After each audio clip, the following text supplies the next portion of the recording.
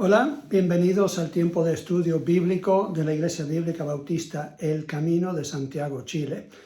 Me llamo Joel, soy el pastor principal de la iglesia y estamos en una serie que yo he denominado una iglesia ejemplar. Nosotros ya vimos la iglesia carnal, la iglesia de Corinto, que no deberíamos seguir su ejemplo, aunque podemos aprender de un mal ejemplo las cosas que no deberíamos hacer. Ahora estamos viendo la iglesia ejemplar, y es la iglesia de Tesalónica, basado en una carta de primera y segunda de Tesalonicenses, no tanto segunda, pero primera de Tesalonicenses. Tenemos nosotros a Pablo diciendo que ellos mismos eran una iglesia ejemplar, no perfecta, pero perfeccionándose. Y nosotros como iglesia podemos aprender también del ejemplo de ellos. En primera de Tesalonicenses, capítulo 1 y versículo 7, el apóstol Pablo, inspirado por el Espíritu Santo, porque esta es palabra de Dios, le dice a ellos: de tal manera que habéis sido ejemplo a todos los de Macedonia y de Acaya que han creído. O sea, a los otros creyentes, los creyentes de Tesalónica, los miembros de la iglesia, habían llegado a ser un ejemplo de lo que debería ser una iglesia, de lo que debería ser un creyente en Cristo. Y esta palabra ejemplo significa un molde, o un molde de fundición podría ser, o matriz, para que pueda ir replicándose ese ejemplo en otros. Eran un ejemplo a seguir, pero ¿en qué sentido? Bueno, ya en esta serie hemos visto primero que era una iglesia trabajadora y que ese trabajo lo hacían por fe. Sabemos que la Biblia dice que la fe sin obras es muerta. Ellos demostraban por su obrar que la fe de ellos era real. Número 2, era iglesia amorosa. Pablo dice en versículo 3, acordándonos sin cesar delante de Dios y Padre nuestro, de la obra de vuestra fe, número 1, y del trabajo de vuestro amor. Si la fe sin obras es muerta, también el amor sin obras es simplemente sentimentalismo. En 1 Corintios, capítulo 13, también nos dice que las obras sin el amor son simplemente ruido y es una pérdida de tiempo. Sabemos que la fe obra por el amor, de acuerdo a lo que nos dice Gálatas, y esta era una iglesia que demostraba su amor y demostraba su fe en sus obras. Número 3, era una iglesia constante. Constante en su esperanza, como dice Tesalonicenses 1:3, y de vuestra constancia en la esperanza en nuestro Señor Jesucristo. No solo tenían esperanza de la salvación ahora, sino también una salvación venidera en la venida de Cristo Jesús. Número 4, era una iglesia sumisa. Primera de Tesalonicenses 1, 5 y 6 dice: y vosotros vinisteis a ser imitadores de nosotros y del Señor. Al imitar a otra persona, uno los pone por sobre uno mismo y está dispuesto a someterse al ejemplo de esas personas. Así que se sometieron a sus líderes y se sometieron al Señor. Número 5, lo que vimos la semana pasada, eran una iglesia receptiva a la palabra de Dios. El Espíritu Santo podía trabajar en ellos para ocupar la palabra de Dios, para ir perfeccionándolos en su crecimiento espiritual, porque estaban dispuestos a recibir la palabra de Dios como una palabra implantada para que diera fruto en sus vidas. Dice versículo 6 que ellos recibieron la palabra de Dios en medio de gran tribulación y en gozo que produce el Espíritu Santo. Número 6, vamos a ver hoy en el versículo 8. Primera de Tesalonicenses, capítulo 8, pero para tener el contexto vamos a leer del 7. Dice: de tal manera que habéis sido ejemplo a todos los de Macedonia y de Acaya que han creído, porque partiendo de vosotros ha sido divulgada la palabra del Señor, no solo en Macedonia y en Acaya, sino que también en todo lugar vuestra fe en Dios se ha extendido, de modo que nosotros no tenemos necesidad de hablar nada, porque ellos mismos cuentan de nosotros la manera en que nos recibisteis y cómo os convertisteis de los ídolos a Dios para servir al Dios vivo y verdadero. El testimonio de ellos se había extendido tanto de cómo ellos se habían convertido a falsas religiones al Dios verdadero. El apóstol Pablo dice, nosotros vamos y estamos a punto de predicar o enseñar a otros y nos dicen, no, este mensaje ya lo hemos oído, ya lo entendemos, porque otros de Tesalónica ya han llegado predicando, anunciando, compartiendo la fe que ellos tienen en Cristo Jesús. Se había extendido. Quiero que veamos bien el versículo 8. Dice, porque partiendo de vosotros ha sido divulgada. ¿Qué significa esa palabra divulgada? Ya casi no se usa mucho hoy día. Significa en el original, es una buena traducción al español, pero en el original significa que está retumbando la voz. Es como si hubiera un eco, que cuando uno anuncia algo, y especialmente si está en un lugar, una catedral, o estás en una cueva, o estás en algún lugar en el desierto, muchas veces uno encuentra ese lugar perfecto donde cuando uno pega el grito, vuelve de diferentes partes el eco. Esa es la idea de esta palabra, que ellos estaban anunciando y se estaba repitiendo el mensaje constantemente. Es el único lugar en la Biblia donde se ocupa esta palabra. Pero la Biblia sí dice que nosotros no simplemente debemos vivir nuestro testimonio. Como muchos dicen, no, yo creo que con mi vida yo estoy dando buen testimonio. No, nuestro testimonio también tiene que resultar en palabras. Tenemos que ir explicando el por qué nosotros como cristianos somos diferentes. Romanos capítulo 10. Romanos capítulo 10 habla justamente de esto. Después de explicar y hablar cómo es la salvación, cómo deberíamos nosotros profesar o confesar a Cristo Jesús. Dice versículo 14.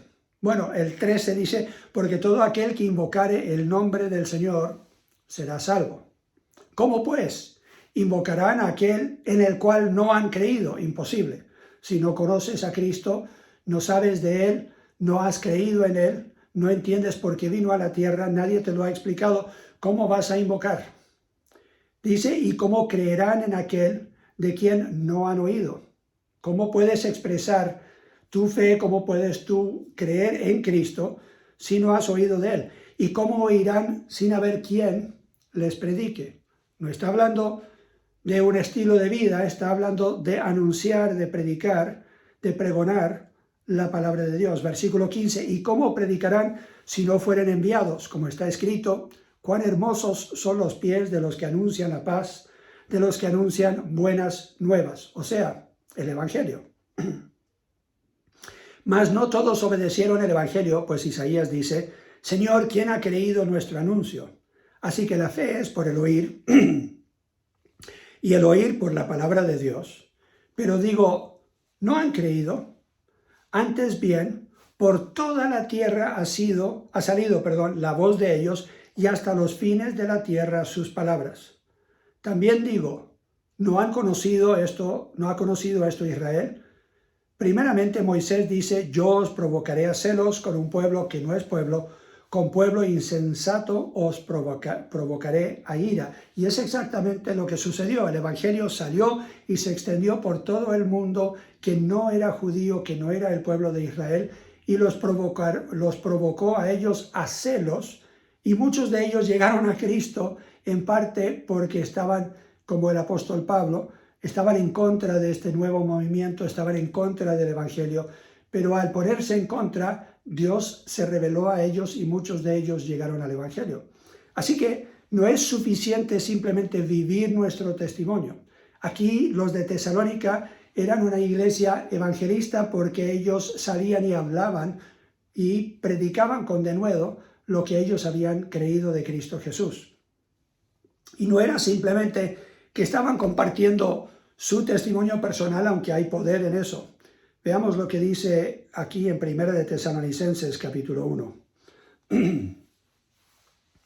de Tesalonicenses capítulo 1 y versículo 8 de nuevo.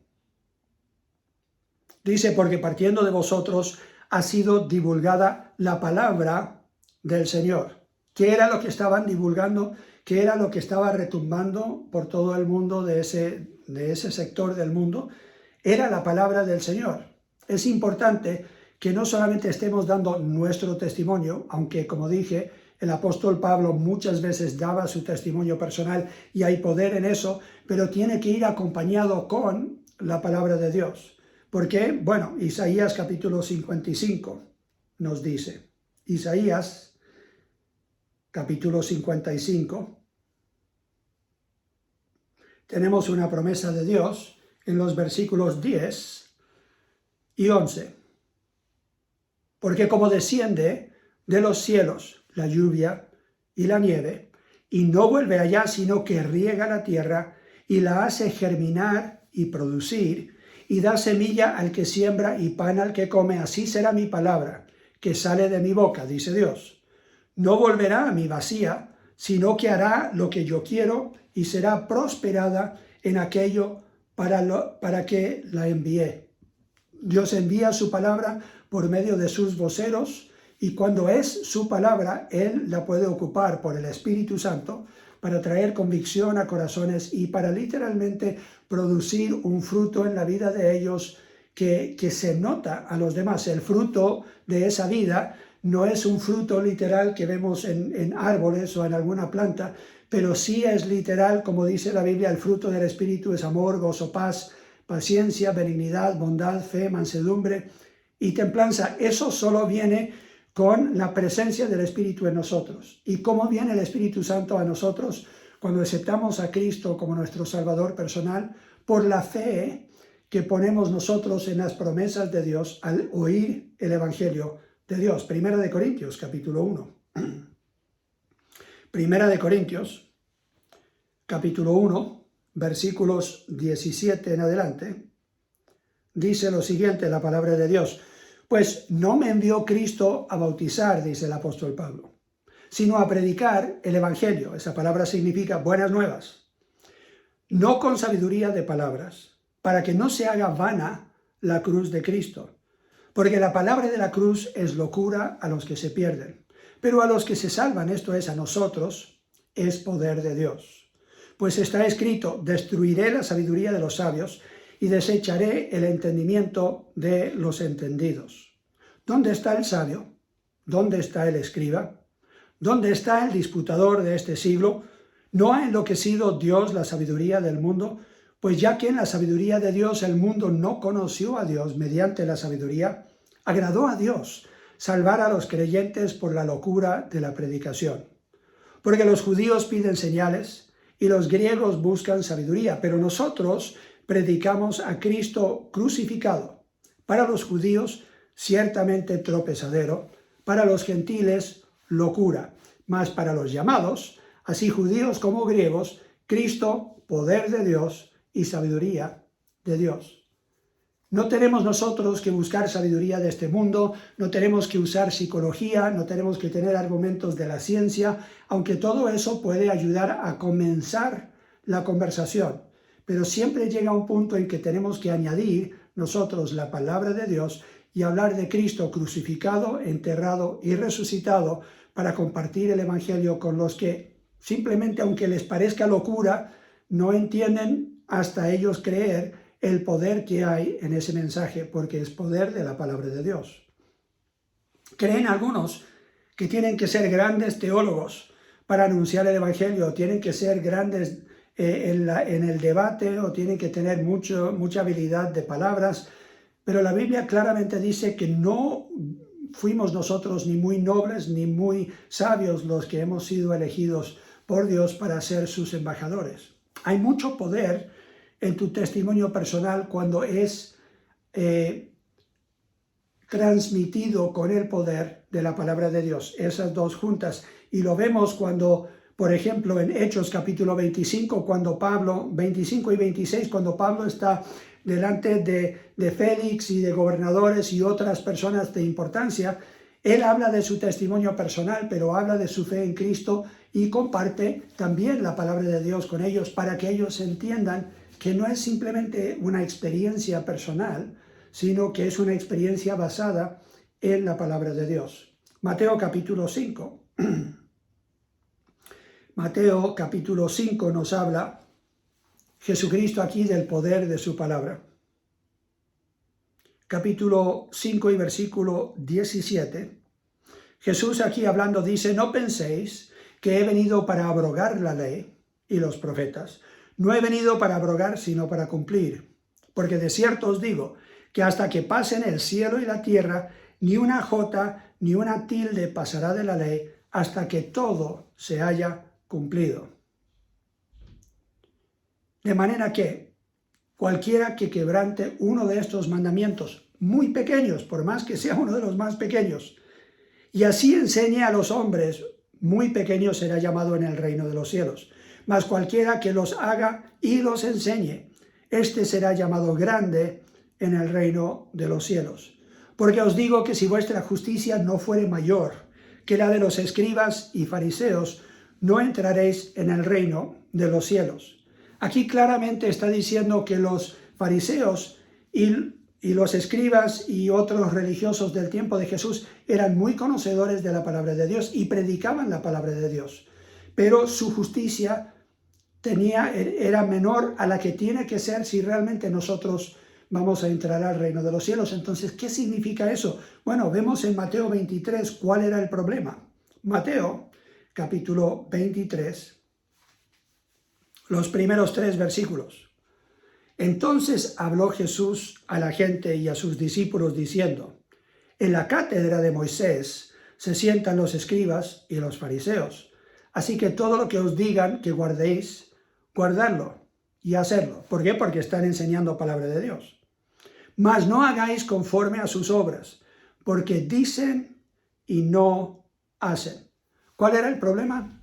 Ellos no vivían lo que predicaban.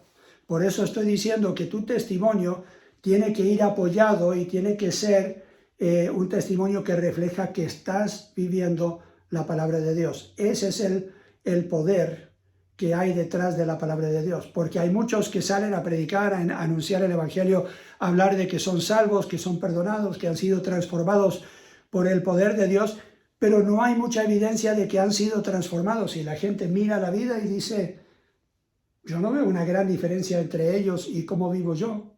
Entonces, yo no les creo. La palabra de Dios es eterna y es poderosa, pero tenemos nosotros que ser mensajeros que lo anuncian no solamente con nuestros labios, pero también lo respaldamos con nuestra vida. Hebreos capítulo 4. Hebreos capítulo 4. Versículo 12, habla del poder de la palabra de Dios. Porque la palabra de Dios es viva y eficaz, y más cortante que toda espada de 2 filos. Penetra hasta partir el alma y el espíritu, las coyunturas y los tuétanos, y discierne los pensamientos y las intenciones del corazón. O sea, la persona que está escuchando la palabra de Dios va a ser convencida por la palabra y el Espíritu Santo que lo ocupa. Vemos también esto en 1 Corintios, capítulo 14. Cuando estudiamos Corintios, 1 Corintios, vimos este pasaje. 1 Corintios 14, versículo 19. Aquí Pablo está hablando a una iglesia que hablaba mucho de la importancia de los dones y quería celebrar especialmente el don de hablar en lenguas. Y Pablo dice en versículo 19: pero en la iglesia prefiero hablar 5 palabras con mi entendimiento para enseñar también a otros que 10,000 palabras en lengua desconocida. Hermanos, no seáis niños en el modo de pensar, sino sed niños en la malicia, pero maduros en el modo de pensar. En la ley está escrito: en otras lenguas y con otros labios hablaré a este pueblo, y ni aun así me oirán, dice el Señor. Así que las lenguas son por señal, no a los creyentes, sino a los incrédulos, pero la profecía no a los incrédulos, sino a los creyentes. Si pues toda la iglesia se reúne en un solo lugar y todos hablan en lenguas y entran indoctos o incrédulos, ¿no dirán que estáis locos? Claro. Pero si todos profetizan, o sea, todos están pregonando, anunciando la palabra de Dios, y entra algún incrédulo o indocto, por todos es convencido, por todos es juzgado, lo oculto de su corazón se hace manifiesto, y así, postrándose sobre el rostro, adorará a Dios, declarando que verdaderamente Dios está entre vosotros. Ese es el poder de la palabra de Dios, en medio de una congregación que adora y alaba a Dios y honra a Dios con sus vidas. Es el poder de Dios, dice Romanos capítulo 1 y versículo 16. Pablo dice, leámoslo mejor. Romanos capítulo 1 y versículo 16, para que las palabras sean bien claras y no sea mi paráfrasis, sino que sea exactamente la palabra de Dios como está escrita. Pablo dice, porque no me avergüenzo del Evangelio, porque es poder de Dios para salvación a todo aquel que cree, el judío primeramente y también al griego. Porque en el Evangelio la justicia de Dios se revela por fe y para fe, como está escrito, mas el justo por la fe vivirá. Hay poder en el Evangelio para convencer a las personas cuando escuchan la palabra de Dios. El Espíritu Santo puede ocupar la palabra de Dios para traer convicción a ese corazón. Primera de Tesalonicenses. Volvemos a nuestro pasaje principal. Primera de Tesalonicenses capítulo 1 y versículo 5.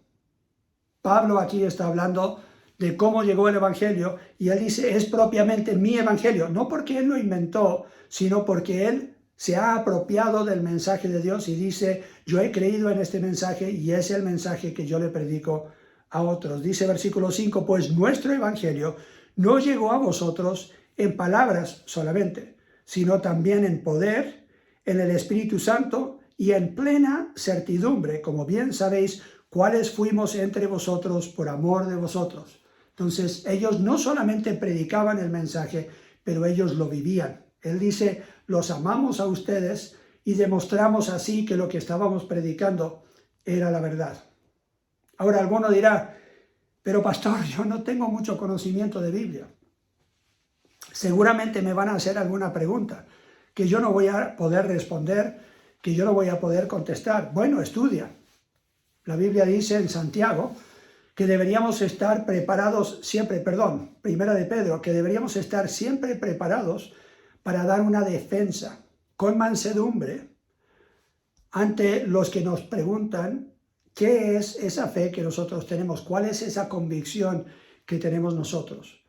Entonces, estudia, no hay excusa para que no tengas más conocimiento. La Biblia dice que deberíamos, Pablo a Timoteo le dice que debería él estudiar las Escrituras para saber manejarla bien.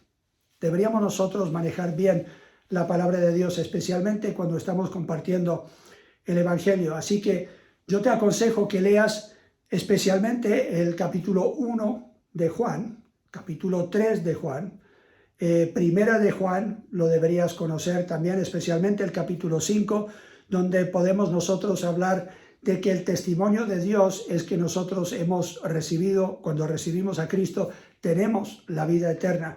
Todos esos pasajes ayudan a hablarle a la gente de Cristo. Romanos capítulo 3, versículo 23, 6, 23 y Romanos 10 esos pasajes principalmente hablan de cómo uno puede llegar a ser salvo.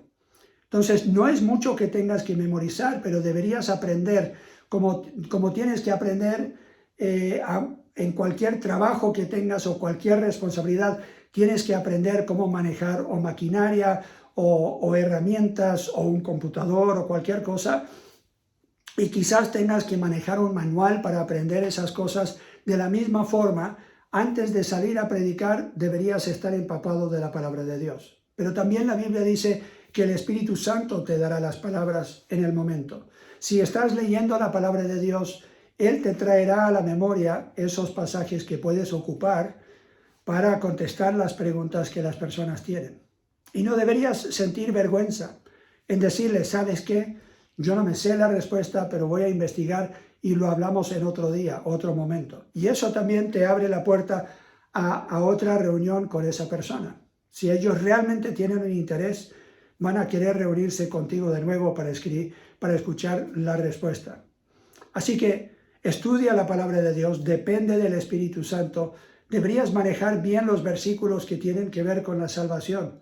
Pero más que todo, deberías poder también tener resumido en tu corazón un testimonio que puedas compartir de cómo el Evangelio te trajo a ti a fe en Cristo. Cómo llegaste a creer en Cristo y cómo Él en este momento está transformando tu vida. Cómo estás creciendo, cómo ha cambiado tu vida, tu matrimonio, tu trabajo, lo que sea, cómo Dios ha estado obrando en tu vida por el Evangelio que has escuchado. Ahora, hay otras cosas que puedes hacer. Yo creo que tu hogar puede ser una herramienta que Dios puede usar. Muy poca gente quizás llegue por invitación tuya a la iglesia, pero llegarán a tu casa, especialmente para compartir una comida, once, un asado, lo que sea, y ahí en medio de una conversación simplemente puedes abrir el tema y hablar de cómo Dios ha cambiado tu vida, de la misma forma que puedes hablar del fútbol, de la política, de cualquier cosa que esté sucediendo en tu vida. Deberías también poder hablar de cómo Dios está obrando en ti, una respuesta a oración, lo que sea. Y no te dejes amedrentar por estas personas que no creen. No va a ser siempre fácil, no siempre van a responder bien, pero deberías ser valiente y compartir el Evangelio. Algún día te lo van a agradecer. Un grupo koinonía es una de las herramientas que usamos nosotros en nuestra iglesia. Hay grupos que son para creyentes y son para crecimiento y mutua edificación de creyentes. Pero también es muy bueno tener un koinonía en tu casa en otro día de la semana donde puede llegar tu vecino, un amigo, pariente cercano, donde pueden compartir alrededor de una mesa y pueden hablar temas que quizás en otra forma sería más difícil hablarlo. Yo sé que como iglesia algunos dicen es que ustedes no salen a tocar puertas. Bueno, últimamente no lo hemos hecho porque no hemos tenido un lugar fijo donde podamos invitar a la gente. Pero el tocar puertas trae algo de resultado, siempre y cuando uno vuelve y la gente te ve en el vecindario también interactuando con personas en la feria o donde sea y ven tu testimonio. Porque muchas religiones falsas y muchos de diferentes persuasiones salen a tocar puertas y la gente ya está cansada de eso. Muchas veces simplemente te van a tirar la puerta. La forma en que Jesús demostraba llegar a la gente muchas veces era simplemente alrededor de una mesa y hablaba temas con ellos que tenían que ver con su alma, con su vida personal y el mensaje del Evangelio. Así que yo te animo a que consideres eso como una forma de poder llegar a los que ya te conocen y tienes algo de influencia en tu vida. Comparte tu fe en Cristo en palabras comunes y corrientes. No tienes que complicarlo, no tienes que siempre estar buscando en tu Biblia y leyéndoles grandes porciones de la Biblia. Aunque la palabra de Dios debe ser incluida en tu testimonio, deberías ya tenerla en tu mente y tu corazón para poder compartirla palabra por palabra y decir, eso es lo que dice la Biblia, esa es la palabra de Dios. Yo te animo a que dejes de lado el miedo. Deja de lado esa preocupación por el qué dirán y comparte el Evangelio con alguien esta semana.